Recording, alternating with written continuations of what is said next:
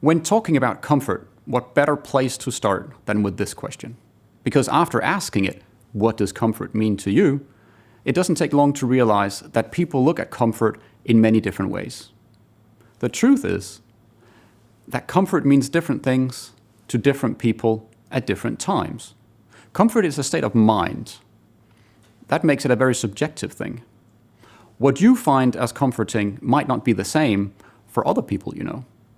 People's experience of comfort can change over time too. Comfort is the thing all manufacturers and brands talk about when it comes to bedding. This solution is more comfortable than last year's. But what does comfort mean? Those questions became the start of ComfortScience and our effort to better understand, quantify, and ultimately improve comfort.